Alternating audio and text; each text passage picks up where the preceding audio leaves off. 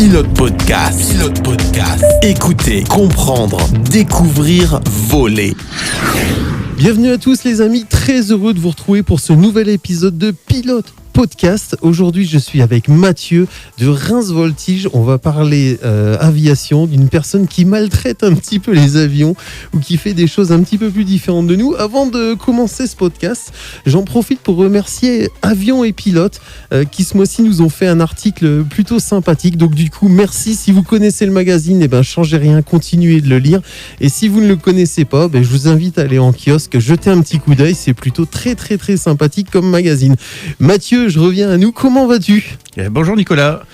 Écoute, je vais très bien sous ce magnifique ciel bleu du jour. C'est vrai, il n'y a qu'Avoc aujourd'hui. Exactement.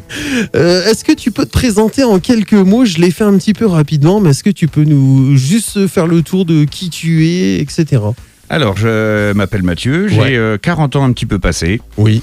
Je suis homme à tout faire à Reims Voltige, c'est-à-dire président, instructeur, responsable de la maintenance des avions, et tout ça depuis environ une dizaine d'années. Ok, ça marche. Alors, tu es pilote de voltige, mais avant ça, j'ai cru comprendre que tu étais pilote avant tout. Comment est-ce que tu en es venu au pilotage ? Comment t'es tombé dans la marmite, toi ? Alors moi, dans ma famille, rien ne me prédisposait à devenir pilote. En fait, je crois que mon premier contact avec le monde de l'aéronautique, en fait, c'est fait au travers d'un petit jouet, je crois qu'on m'a offert quand j'avais quelques années, un Fouga Magister en plastique, je me rappelle comme si je jouais encore hier avec. Et ce premier contact m'a tout de suite envie de progresser dans ce domaine, d'aller vers les maquettes, puis ensuite vers les modèles réduits. Ouais. Et puis ensuite vers les avions les vrais avions, exactement. Ah, ok. Comment ça a été perçu par ton entourage ? T'as de la famille qui est déjà dans le milieu ou c'était quelque chose de complètement nouveau ? C'était totalement nouveau. Ma famille est issue du monde agricole et n'avait pas forcément de ramifications directes avec le monde de l'aéronautique. Donc ça a été perçu un petit peu comme une grande fierté, je pense, pour la famille, puisque voir un de leurs enfants pouvoir piloter un avion, c'était quelque chose c'était un rêve presque pour eux. Ça n'a pas été effrayant. Pas du tout. Ça a été bien accueilli. Non, ça a été plutôt bien accueilli. Ok, c'est cool. Allez, tu sais que c'est une petite mode dans Pilote Podcast. Je vais te demander depuis combien de temps voles-tu ? Et la tradition, bien souvent, nos invités nous donnent leur nombre d'heures. Alors, moi, je vole depuis l'âge de mes 20 ans. Donc, ça fait à peu près une vingtaine d'années maintenant que je pilote. J'ai un petit peu plus de 1000 heures de vol, dont 600 heures de voltige. Oui. 200 heures de Warbird aussi. Alors, qu'est-ce que tu appelles ? Alors, les Warbird sont des avions qui ont participé à des conflits. Ok. En général, ce sont des avions de guerre avec des moteurs de grosse puissance et souvent des avions de collection également. Ok, c'est super sympa. Quelle place donnes-tu à l'aviation, à ton quotidien ? Certainement une place, on me le reproche parfois un peu trop importante, mais j'essaye de conjuguer un petit peu comme tout le monde, vie professionnelle, vie privée et ma passion pour l'aviation. Et je pense que j'y arrive plutôt bien. Alors ça veut dire quoi ? Ça veut dire que quand tu es à la maison, tu coupes tout ce qui concerne l'avion, tu regardes pas parce que bien souvent, les gens continuent de regarder des vidéos, des magazines, etc. Toi, tu arrives vraiment à... Oui, j'arrive quand même un petit peu à donner du temps à ma famille, à couper un petit peu cette passion-là, et la reprendre à chaque fois que je viens sur un aérodrome, en fait. Okay. Donc, j'essaye de segmenter un petit peu et malgré qu'il y ait beaucoup de posters d'avions, beaucoup de magazines, beaucoup de décorations au sein de ma maison qui a un lien direct avec l'aéronautique, j'essaye quand même de segmenter un petit peu. Ok. Tiens, parle-nous un peu de tes sensations en vol. Alors, peut-être on peut parler des sensations voltige, mais on va plus rester encore pour le moment dans l'aviation classique, entre guillemets. Qu'est-ce que ça t'apporte, toi ? Alors, je donne souvent l'exemple pour moi en disant que moi, bien souvent, ça me permet de me vider la tête et j'ai bien aimé cette phrase, mais un jour, on m'a dit « tu laisses tes ennuis au sol ». Et après, et ça me permet de me vider. Est-ce que toi, quelles sont tes sensations en vol ? Alors oui, je crois qu'il y a vraiment justement de vie, hein, une vie qu'on peut avoir sur Terre et une vie qu'on peut avoir dans les airs. Hein, ouais. ça, c'est bien ce que tu viens d'expliquer. Après, on y trouve au sein de la voltige forcément quelque chose d'assez sensationnel Ouais.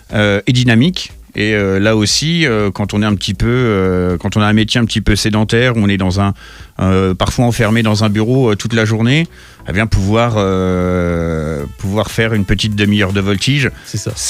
ça permet vraiment de casser le quotidien et d'y prendre aussi beaucoup de plaisir en même temps. Et te vider la tête et de repartir ensuite. C'est ça. Alors tiens, on va commencer à rentrer un peu dans le vif du sujet. Est-ce que la voltige t'a amené ou a changé ta façon de piloter? Parce que j'imagine que t'as peut-être pas commencé directement par la voltige. On reviendra peut-être après sur ton parcours, où on peut en parler maintenant. Mais est-ce que ça t'a changé ta façon de piloter, de voir les choses? Alors moi j'ai appris à voler, hein. J'ai passé mon PPL à l'époque uniquement pour faire de la voltige dans un premier temps. Ah, donc c'était déjà clairement donc, moi défini. c'était clairement défini. Ok.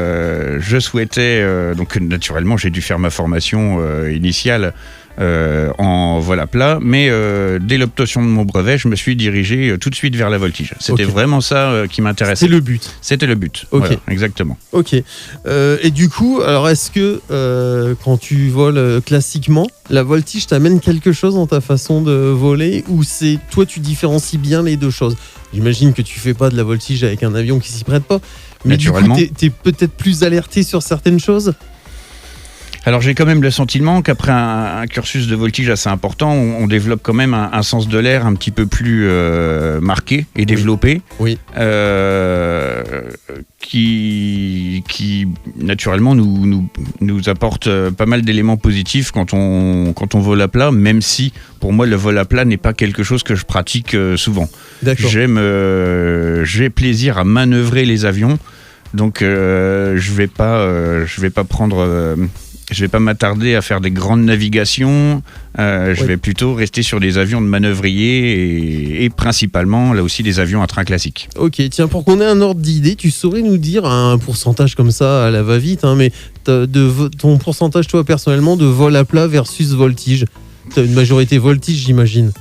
Ah bah c'est simple, hein, sur 1000 heures, il y a 600 heures de voltige. Voltige. Donc Ok. on est à 60-70% d'heures de voltige. De voltige, ok. Alors du coup, qu'est-ce qui te fait le plus, on va dire, vibrer dans le sport de voltige, même si on a commencé à l'aborder, mais on va peut-être aller un peu plus loin. La chose qui te plaît le plus et celle qui, entre guillemets, est-ce qu'il y en a, je sais pas, tu me diras peut-être que non, mais la chose qui te plaît le moins ou qui est peut-être un peu plus dérangeant? Alors, le premier élément, c'est celui qui est le plus plaisant, c'est de pouvoir évoluer dans les 3 dimensions, et vraiment dans les 3 dimensions, parce que quand on voltige, on est vraiment amené à monter à la verticale, à redescendre à la verticale, à évoluer d'une manière tridimensionnelle, et c'est ça qui, pour le coup, est plutôt sympa. La notion de facteur de charge et d'effet des forces gravitationnelles est une sensation qui est elle aussi un petit peu grisante. C'est vrai qu'on aime quelque part un petit peu cette adrénaline, cette sensation. Et aussi ce qu'on aime particulièrement tous, c'est la précision dans le pilotage et l'efficacité des avions de voltige dans ce domaine-là, avec leurs grandes commandes de vol très dimensionnées. Qui donne à ces avions des capacités de manœuvre assez importantes. Assez importante, ok. Parle-nous un peu plus précisément de la voltige. On va revenir là vraiment dans le cœur du sujet. Pour les gens qui nous écoutent mais qui ne connaissent pas forcément, revenons au b.a.-ba, la genèse. En fait, en quoi ça consiste? Qu'est-ce que nous on appelle voltige? C'est clair dans notre esprit, mais peut-être pas dans l'esprit de tout le monde. Alors, la voltige au sens premier du terme, c'est une discipline sportive qui fait partie des quelques disciplines sportives qui composent la Fédération française d'aéronautique, donc le rallye aérien, le pilotage l'atterrissage de précision. Et la voltige est une discipline sportive individuelle qui peut également se dérouler par équipe, et durant laquelle on va se confronter les uns aux autres face à des juges dans un environnement contrôlé qui s'appelle un box de voltige, donc un environnement qui fait 1 km de large sur 1 km de haut et 1 km de long. et dans lequel on va devoir réaliser un programme préalablement défini de la manière la plus précise possible. Donc sans sortir de Sans sortir de cette zone et sans se tromper de figure. D'accord, également. ok. J'allais dire, le but de ce concours, donc, c'est de rester dans cette zone. Parlons un peu de spatialisation. Je sais pas si j'emploie Si, c'est le bon terme. C'est le bon terme. C'est Bon, le bon c'est terme. cool. Une question que, tu sais, quand je crée ces interviews, j'aime bien aussi prendre des questions autour de moi. Et une des questions qui m'est revenue le plus souvent, c'est comment faites-vous pour justement ne pas être perdu? Parce que nous, au sol, on a l'impression que vous tournez dans tous les sens en l'air. Est-ce qu'il y a un moment donné où vous ne savez plus où vous êtes? J'imagine que non. Alors, fort heureusement, non. On a toujours bien la présence d'esprit de savoir dans quelle situation on se trouve et à quelle vitesse on va et dans quel sens on évolue. Parce que justement, on met en place dans le pilotage voltige un circuit visuel qui est clairement défini. Et c'est ce circuit visuel qui va nous permettre de conserver un repère avec le sol en permanence et ainsi maîtriser la trajectoire de la machine. Donc parfois on va être amené à regarder sur l'avant de l'avion, mais parfois on va être amené à aller rechercher un repère visuel sur le côté de l'avion et même parfois derrière l'avion. Donc Okay. On se sert de ce circuit visuel qui varie en fonction des figures que l'on va entreprendre et qui nous permet en permanence de conserver un repère terrestre précis et de nous repérer dans l'espace. Ok, ça t'est déjà arrivé, toi, d'être perdu le temps d'un instant ou pas? Alors quand on pousse vraiment les machines au maximum, on atteint parfois des taux de roulis qui sont assez importants, conjugués à du facteur de charge un petit peu élevé. Bon, il arrive qu'on se désoriente un petit peu, mais ça reste que l'affaire de quelques secondes. Ça va pas plus loin. Ok, On a parfois un petit peu, quand on enchaîne beaucoup de tonneaux, un petit peu les yeux qui finissent par tourner dans les orbites un peu à la Tex Avery. Et c'est vrai que quand ça s'arrête, on a encore un petit peu de mouvement dans les yeux, alors que l'avion est lui arrêté. alors que lui est arrêté. Est-ce que ça nécessite une capacité personnelle? C'est une question qui me vient comme ça. Je pense notamment, on dit souvent que l'aviation, ça fait intervenir l'oreille interne. Est-ce que personnellement, on peut être inapte à la voltige? Alors oui, en effet, justement, il y a certaines personnes sont un petit peu trop sensibles à la désorientation spatiale et ont des conflits entre l'oreille interne et la vue. Et forcément, ces personnes-là sont naturellement un petit peu perturbées par justement ces sensations. Okay. Après, je crois qu'on a tous rencontré, surtout au début de notre cursus de voltigeur, on a tous rencontré des moments où on a été un petit peu désorienté, où on a été un petit peu malmené. Mais l'apprentissage de la voltige se fait d'une manière progressive. Et en règle générale, au bout d'un certain temps, tous ces désagréments finissent par disparaître et ne laisser place Au plaisir. Voilà. Donc finalement, tu dirais que quelque part, c'est un petit peu un passage normal ou un peu obligatoire? Oui, c'est vraiment ça. Ouais. Il faut se mettre un petit coup de pied aux fesses au début pour passer cette difficulté-là, mais après, on finit par n'y trouver plus que du plaisir. Ok, je reviens sur la désorientation. Une question qui m'a été posée au club. Est-ce qu'un avion de voltige, si tu arrives à être désorienté ou peut-être en difficulté, est-ce qu'il va avoir une certaine capacité à revenir? Je prends l'exemple par exemple du décrochage qu'on pratique nous en club. Bien souvent, moins on touche à l'avion et mieux c'est parce qu'il revient dans sa position initiale et c'est plutôt bien, ça nous arrange. Est-ce que vous, en voltige, si vraiment vous n'avez pas d'action, l'avion reviendrait à se remettre, on va dire, dans un système de sécurité ou pas ouf? Ou vous avez vraiment de l'action à 100%? Alors, sur certaines figures telles que la vrille ventre en particulier, nos avions de voltige ont un centrage plutôt avant qui leur permet de sortir quasiment tout seul de vrille. La seule condition, c'est de réduire les gaz. Mais on peut se permettre de tout lâcher. L'avion va sortir de vrille d'une manière totalement naturelle. Ok. Après, Il est clair que un avion qui descend en piqué vers le sol, sans action, il ne reviendra pas sur son assiette de palier. Donc c'est quand même mieux de conserver l'autorité de l'avion. On est d'accord, mais sur certaines figures, effectivement, il y a cette possibilité. On apprend justement, en cas de perte de contrôle total de l'avion, à récupérer l'avion et quitte à lâcher toutes les commandes. Ok. On va revenir sur le fait que une coutume, ou on va dire une légende qui a quand même la vie dure, parce que pour beaucoup de personnes auxquelles j'en ai parlé, 90% des gens m'ont dit ça. On dit souvent que la voltige fait vomir ou n'est pas forcément agréable à vivre en tant que passager, ou même, alors comme tu en as parlé au début en tant que débutant. Toi, quand tu as des passagers qui te demandent de venir avec toi pour faire de la voltige, comment est-ce que tu amènes la chose ? J'imagine que tu commences pas tout de suite par une figure qui est très compliquée. Non, justement, comme je l'expliquais tout à l'heure, on va évoluer d'une manière graduelle. Ouais. On va commencer par des figures à faible facteur de charge pour montrer que la voltige, ça peut être aussi quelque chose de très ample, très doux, de manière à mettre son passager en confiance. On va lui expliquer aussi le circuit visuel et les endroits où il va devoir regarder à certains moments. On va se mettre en fait à la place de notre passager, on va faire le maximum pour qu'il passe un bon moment et lui éviter la désorientation spatiale. Ok. Certains ont des envies de vouloir aller un petit peu plus loin, donc là quand le besoin s'en fait sentir, on appuie un petit peu sur l'accélérateur pour donner un petit peu plus de sensations. Mais comme à l'image du début de la formation voltige, on va y aller très progressivement, de manière à ce qu'il n'y ait pas de problème et de désorientation spatiale en fait. Ok, puisqu'au final c'est ça finalement qui rend malade entre guillemets, c'est dû à la désorientation. Voilà. Ok, imaginons, ou peut-être que tu as déjà dû faire face à une situation qui se passe mal. Est-ce que tu as, alors de par ta formation, où on en a un peu parlé, de par l'avion, des situations de sortie, des clés pour t'en sortir? Alors, de par la hauteur, j'imagine, tu fais passer au ras du sol, on le rappelle. Bien évidemment. Voilà. Mais est-ce que tu as des clés de sortie par rapport à une situation qui pourrait se passer mal?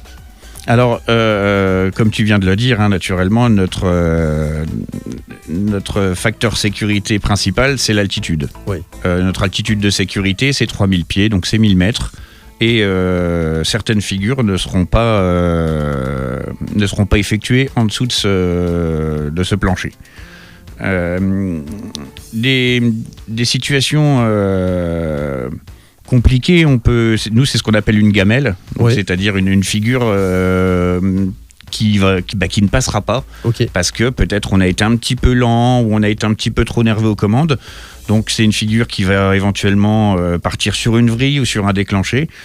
On a naturellement dans notre cursus de formation appris à gérer toutes ces situations-là, et il n'y a pas vraiment de situation qui soit irrécupérable en voltige. Alors je pense que derrière cette question-là, c'était un peu ça qui était derrière la tête de la personne qui me l'a posée, mais du coup, on va partir sur ça. En cas de panne moteur, tu vois, par exemple, tout simplement, vous avez autant de facilité à poser un avion de voltige que nous, un avion de tourisme, entre guillemets? Exactement, voire même un peu plus de facilité, puisqu'on a des avions qui sont quand même plus légers que les avions de tourisme, et qui sont avec des finesses un petit peu plus grandes. Donc on a... on a encore une facilité supplémentaire, c'est que souvent on évolue dans l'axe voltige qui est situé à la verticale de la piste. Oui. Donc on a toutes les clés en main pour réussir à poser sans moteur. Sans moteur. Donc j'allais dire, en cas de... dans ce sens et suite à ce que tu viens de dire, finalement ce sport, à ton sens, représente-t-il plus un danger finalement que le pilote lambda PPL qui vole Alors, non, je crois que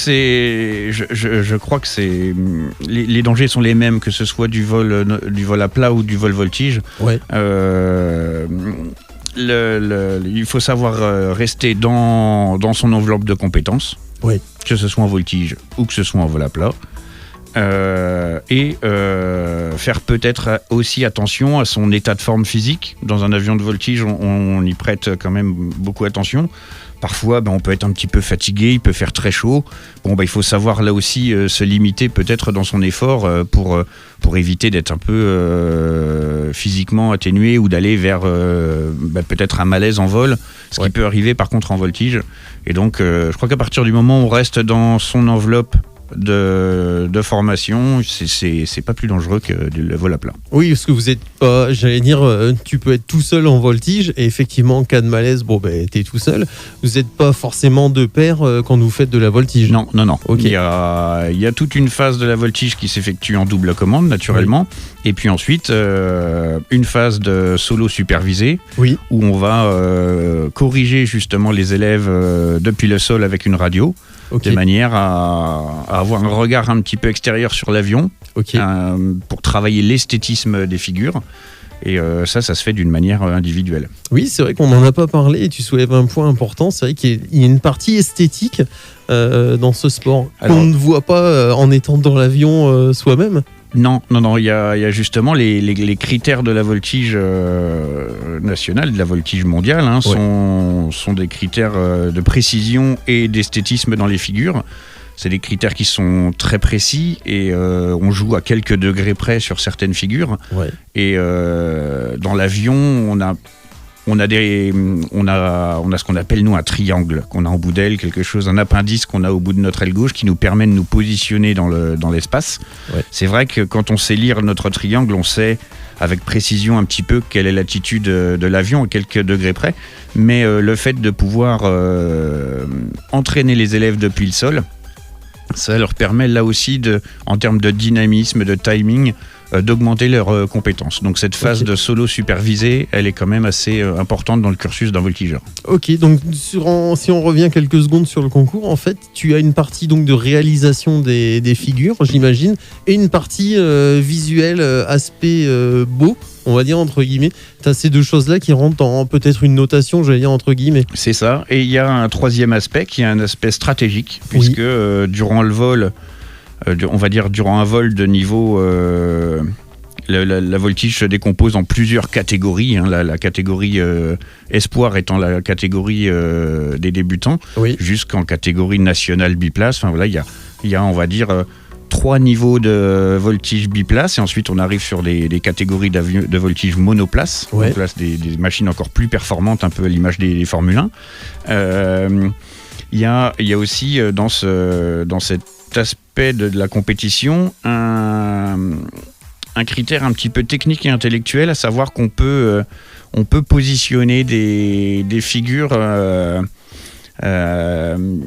dans telle ou telle position. Il y a un aspect décisif dans la réalisation de ce programme et de cette quinzaine de figures qu'on va devoir enchaîner, qui là aussi demande un petit peu de la réflexion, chose qui n'est pas facile quand tout évolue à 300 km/h et tout s'enchaîne très vite. Ouais, c'est vrai. Tiens, avant de parler du cursus pour faire de la voltige, en matière de sensations, juste pour info, on évolue sur quelle gamme de facteurs de charge ? Alors, notre avion est un CR100, c'est un avion qui est plutôt bien conçu et bien résistant, avec un longeron en bois semellé carbone. C'est un avion qui, lui, est certifié pour résister à des facteurs de charge allant jusqu'à plus 8G et moins 6G. Donc, ce qui donne déjà une grande amplitude de fonctionnement, tout en sachant qu'il n'est pas nécessaire d'aller jusqu'à ces facteurs de charge-là. En général, les pilotes débutants, lors de leur première année de formation, on va chercher à travailler à plus 0,4 G. Ah, quand même. Et moins 2 G. Voilà, plus 4, moins 2, c'est une enveloppe de travail qui est suffisante pour un pilote espoir, donc un pilote débutant. Mais très vite, quand on va monter en niveau, on va avoir besoin de plus de dynamisme, de plus de vitesse, et donc là, plus de facteurs de charge.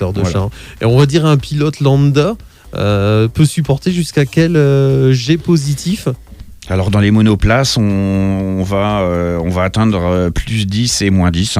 Donc c'est un petit peu physique. Oui, pour rappel, c'est 10 fois le poids de son propre corps Alors, sur les épaules. Le facteur de charge positif va plutôt bien encaisser, mais le facteur de charge négatif est quand même beaucoup plus violent pour l'organisme, puisque là, ce sont vraiment les harnais qui nous soutiennent. Oui. Et là aussi, il faut comprendre que les avions de voltige sont capables d'inverser leur facteur de charge très rapidement, et donc de passer très rapidement d'un facteur positif à un facteur négatif. Et là aussi, ça sollicite quand même beaucoup le cœur. Oui, parce qu'en plus, et on peut se retrouver, ça me vient comme ça, mais on peut retrouver un état d'apesanteur au final. Ah oui, on peut retrouver un état d'apesanteur à 0G. À 0G, ouais, effectivement. Bon, alors parlons un petit peu plus du cursus, parce que du coup, tu nous parles comment ça se passe au niveau de la formation. On vient de voir, ça c'est le premier contact. Exactement. Il faut avoir un PPL, comment que ça se passe? Explique-nous un petit peu. Alors là, on va traiter les deux aspects de la voltige. Oui. Il y a le premier aspect qui est l'aspect sécurité, vol de mise en garde, et ensuite l'aspect sportif et qualification voltige. Okay. On a deux types de pilotes qui vont s'adresser à nous. Les premiers sont des pilotes parfois brevetés ou en cours de formation, qui vont nous demander de les mettre dans des situations un petit peu inusuelles, donc de leur montrer un petit peu ce que c'est qu'une vrille, un virage engagé, un déclenché, pour justement leur donner, commencer à leur faire apprendre quelques réflexes salvateurs qui pourraient les sortir d'une situation un petit peu mal gérée, on va dire. Oui. Donc ça, c'est l'aspect sécurité et mise en garde de la voltige, puisque nos avions sont conçus pour réaliser ce genre de manœuvre. Et puis on a d'autres pilotes qui viennent chez nous pour obtenir leur qualification voltige, donc ce qu'on appelle le FCL 800. Okay. Et après, certains aller jusqu'à la compétition. D'accord. Alors cette qualif voltige, ça nécessite combien de temps d'apprentissage, on va dire en moyenne, en règle générale? Alors, je pense qu'il faut compter une année de travail complète pour obtenir son FCL 800, tout en sachant qu'il faut, au-delà de la voltige, il faut aussi réussir à piloter les avions en train classique. C'est souvent ce qui pêche un petit peu. Ouais. Et le CR100 est connu pour être l'un des plus compliqués à poser. Ouais. C'est un avion qui n'a pas envie de se poser, il aime bien virevolter dans le siège et il va user de tous les stratagèmes possibles pour ne pas se poser. Et c'est vrai qu'on a souvent des jeunes pilotes qui sont très rapidement très doués aux commandes de l'avion en vol et qui sont efficaces dans la voltige, mais qui pêchent un petit peu dans la gestion du train classique au moment du décollage et de l'atterrissage. Donc je serais tenté de dire que ça dépend un petit peu de ces deux facteurs, mais en général, une année, si on vole régulièrement à raison d'un vol de voltige, donc un vol de voltige c'est 30 minutes, un vol par semaine, sur une saison, c'est possible. C'est ce qu'il faut pour réussir à acquérir ce niveau. Ok. Voilà. Une petite question, je reviens sur la partie safe où tu disais il y a des pilotes qui viennent te voir pour apprendre et se sortir de positions inusuelles, de positions délicates. Une remarque qu'on m'a fait par rapport à cette formation entre guillemets, est-ce que finalement c'est comment t'amener ça? Est-ce que ça serait pas différent sur cet avion que sur un avion classique? Si tu veux, j'entends par là, on se sort plus facilement de cette situation-là avec ton avion de voltige. Et cette situation-là dans laquelle on se sort, est-ce qu'on aurait la même facilité à la faire avec un avion qui, lui, n'est pas capable d'encaisser peut-être ses contraintes? Est-ce que tu vois ce que je veux dire? Alors je pense que c'est un petit peu, on pourrait calquer ça aussi à l'automobile, hein. Gérer une voiture qui dérape au final, que ce soit une voiture de sport ou une voiture familiale, je pense qu'il y a quand même des bases propres au contrôle de ces voitures qui dérapent, qui sont les mêmes, quel que soit le type de véhicule. Et c'est aussi vrai dans l'aviation, même si c'est vrai qu'un avion de voltige a des compétences beaucoup plus grandes pour gérer ces situations-là. Ces mêmes réflexes, quand on les applique quand même à un avion de tourisme, ça fonctionne également, quoi. Ok, donc on peut réellement se sortir de cette situation. Exactement. Le but étant aussi de former les pilotes aussi pour qu'ils évitent ces situations le plus possible. On on va leur montrer un petit peu ce qui va se passer s'ils font pas attention, par exemple, à leur étape de base. Le coup classique, hein, c'est nous, on insiste beaucoup là-dessus. Mais un pilote qui commence un petit peu à overshooter, qui serre un petit peu trop son étape de base, qui fait pas trop attention à sa vitesse, peut déclencher, et c'est souvent malheureusement très difficile à rattraper. Donc le but étant déjà de faire prendre conscience au pilote de ce qui peut se passer dans ce cas-là. Et si ça arrive, d'essayer de lui donner le maximum d'armes pour qu'il puisse se défendre. Pour qu'il puisse s'en sortir. C'est ça. Effectivement. Alors, je reviens à la question. Est-ce qu'on est obligé d'avoir un PPL ou un LAPL, ou on peut commencer la voltige et même peut-être continuer la voltige sans être diplômé, breveté PPL ou LAPL, ou c'est un passage obligatoire?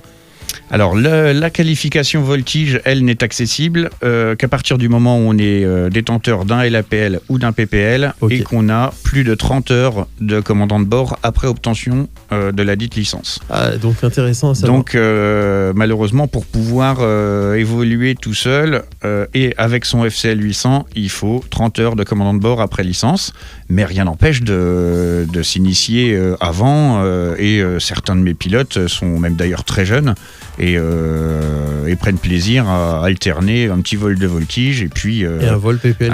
Voilà, exactement. Et j'allais dire, dans la voltige, il y a aussi, on va revenir sur une question peut-être un peu plus terre à terre, mais qui peut être sympa, il y a aussi ce système de premier lâcher qu'on retrouve dans la voltige. Alors bien évidemment, oui, on a cette même appréhension, je pense. On a toujours été un petit peu la première vrille, le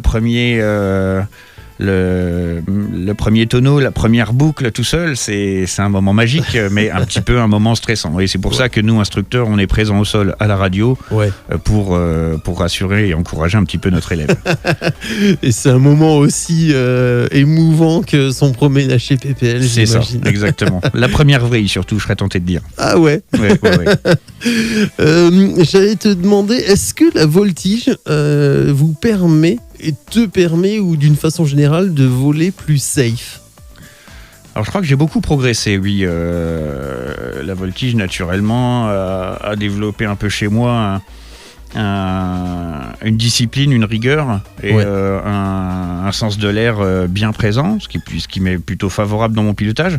Mais je crois que c'est surtout le fait d'être passé instructeur voltige quelques années après qui là aussi m'a fait faire un bond en termes de sécurité, puisque je crois que c'est à force de voir un petit peu toutes les erreurs que mes élèves peuvent faire que je progresse aussi à ce niveau-là et donc il y a forcément une sécurité plus prononcée dans le vol. Donc pour toi, en vol à plat, t'es plus sécuritaire, on va dire, je pense, qu'un pilote lambda. En tout cas, j'ai progressé. Oui. Voilà. Et puis tu as vu différentes situations.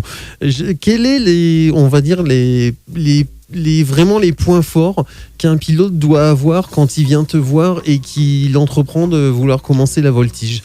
Est-ce qu'il y a des points forts qui sont pour toi inévitablement obligatoires d'avoir? Oui, je pense qu'il faut qu'il soit discipliné et persévérant. Ok. Voilà. Parce que c'est une discipline de longue haleine. C'est ça. Ok. Il faut travailler régulièrement. Elle n'est pas facile. Je pense comme la formation initiale d'ailleurs. Tous les élèves sont confrontés à des difficultés qui sont parfois plus ou moins difficiles à passer. Nous, à Reims, on a un panel de 4 instructeurs. Donc, on essaye d'être très polyvalent et on n'hésite pas à s'alterner pour justement construire une formation complète, puisque c'est plutôt toujours très bon de changer d'instructeur, contrairement à ce qu'on pourrait croire. Nos élèves voudraient conserver tout le temps le même instructeur, mais c'est quand même aussi intéressant d'en changer régulièrement. Et c'est pour ça qu'il faut un petit peu de persévérance, parce qu'il y a des moments où on bloque un peu, on bute un peu, on a l'impression qu'on ne va pas réussir à passer la difficulté, et c'est là où il faut se mettre un petit coup de pied aux fesses et puis voilà, ça passe. Je te rejoins complètement. J'ai passé mon PPL avec 5 instructeurs différents. Enfin, au long de ma formation, je n'ai fait que d'alterner.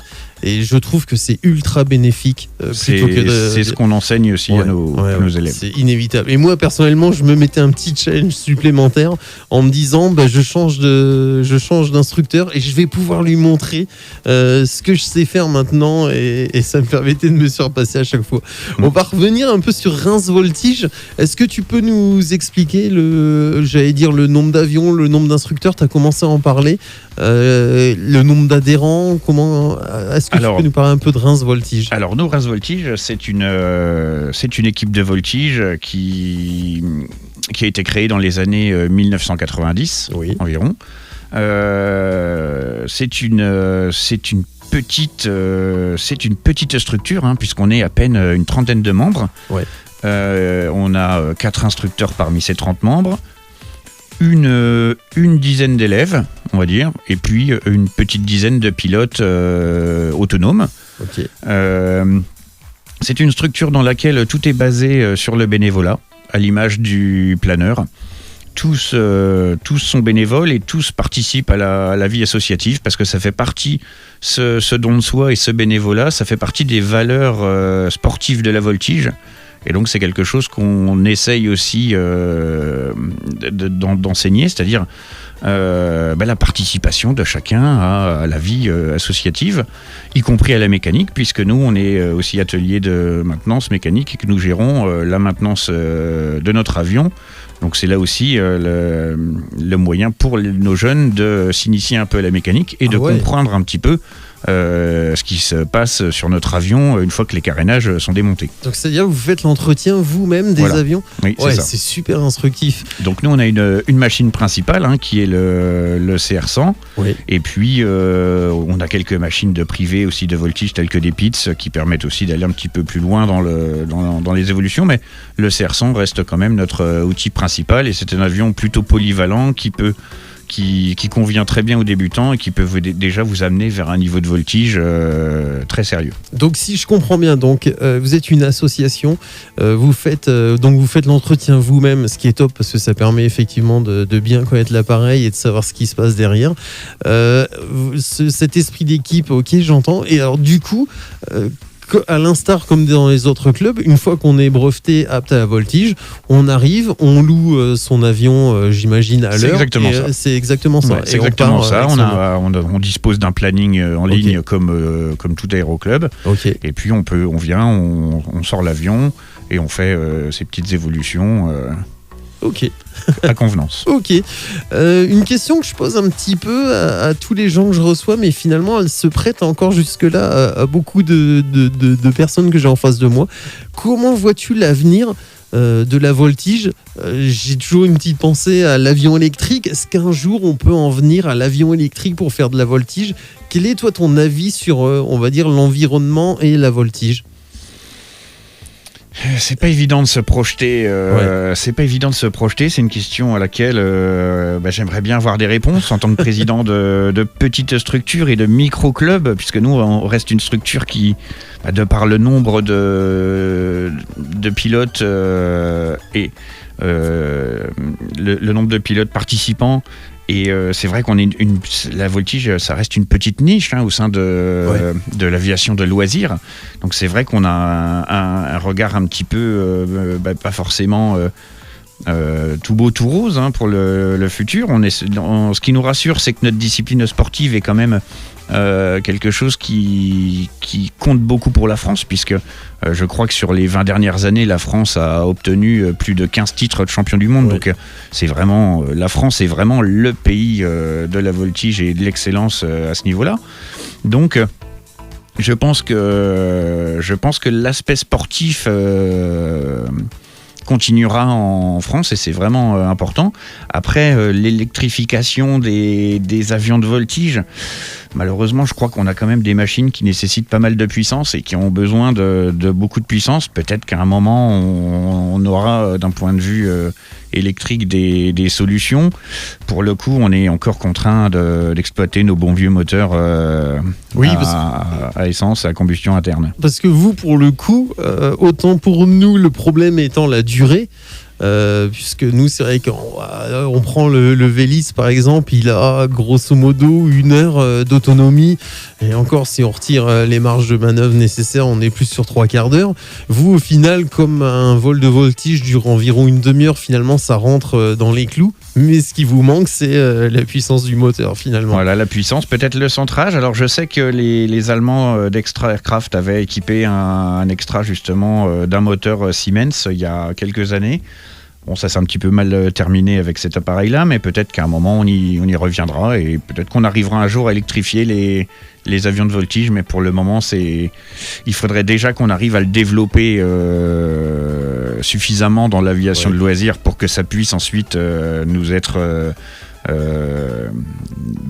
confié, cette technologie-là, parce que justement le marché des avions de voltige reste un marché de niche. Un marché de niche. Et donc, juste pour qu'on se rende compte, un moteur d'avion de voltige fait quelle puissance versus un moteur classique? Alors c'est un moteur de 180 chevaux, donc il n'est pas forcément beaucoup plus puissant que le moteur d'un autre avion. Par contre, un avion de voltige est alimenté en carburant dans toutes ses positions.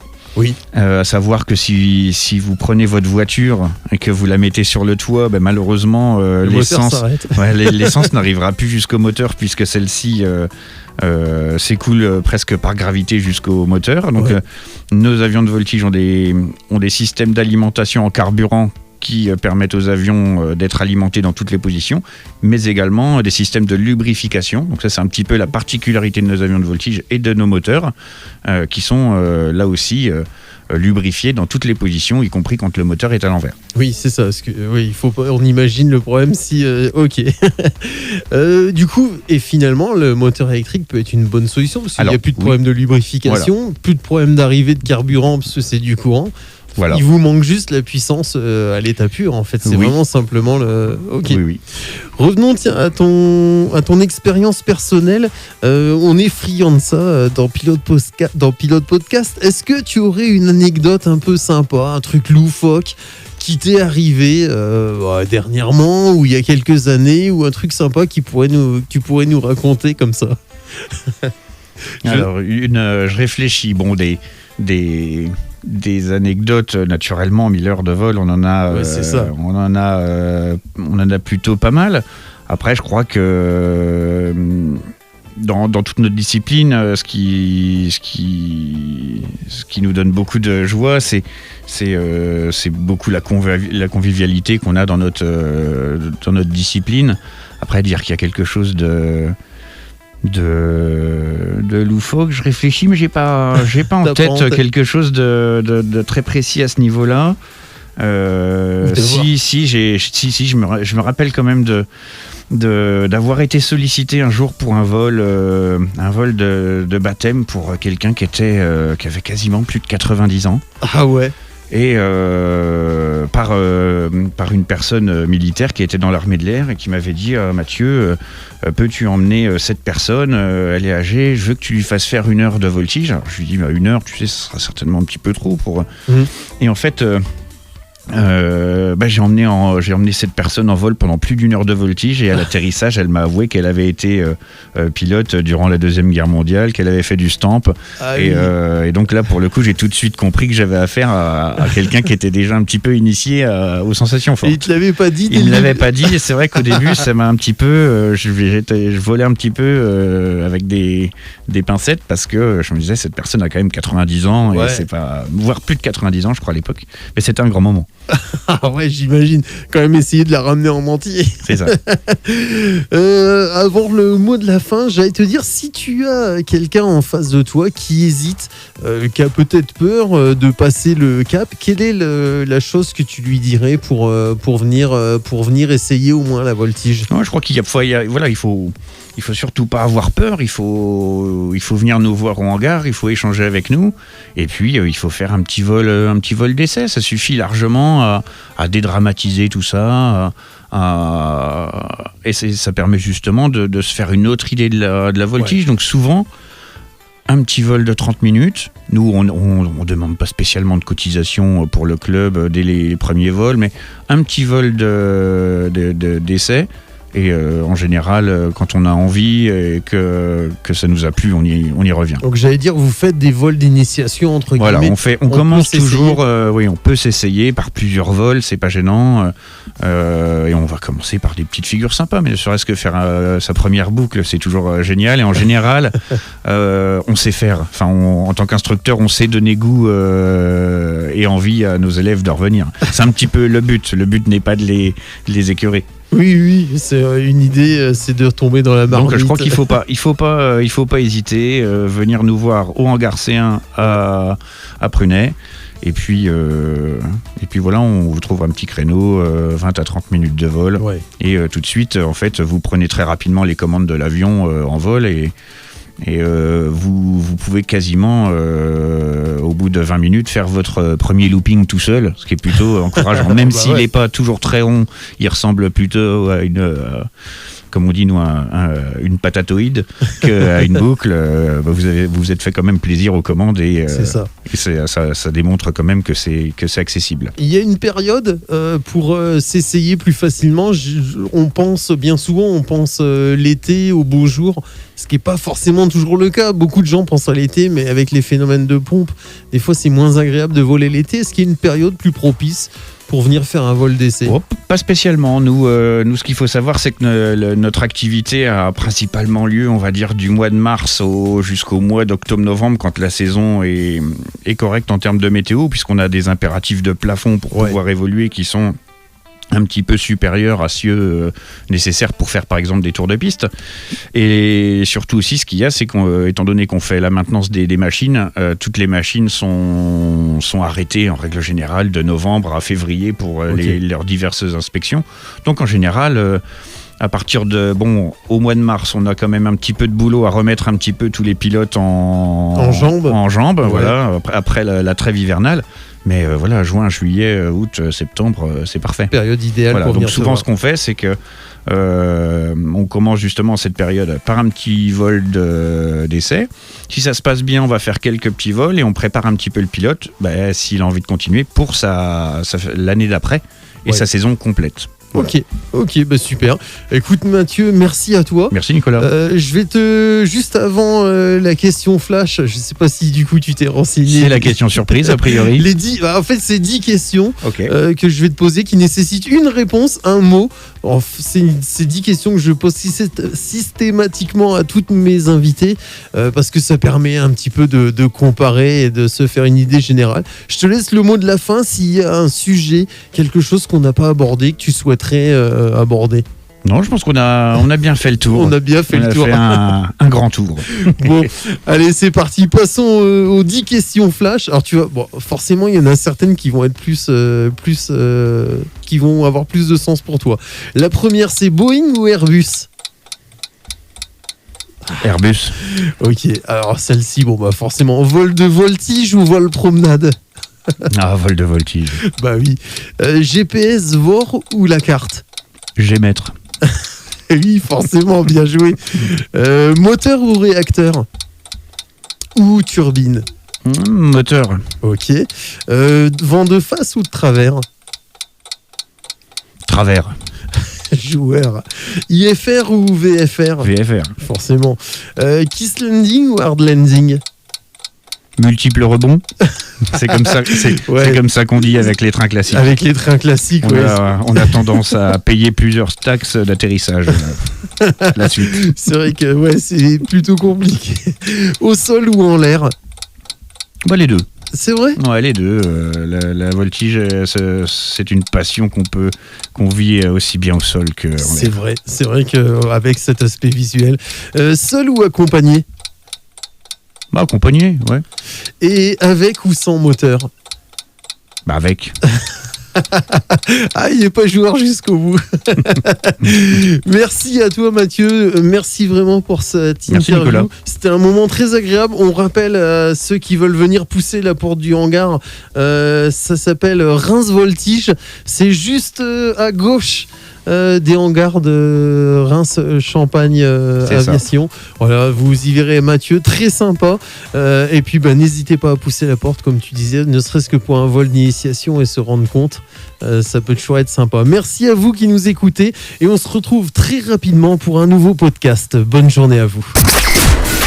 Pilote Podcast. Pilote Podcast. Écoutez, comprendre, découvrir, voler.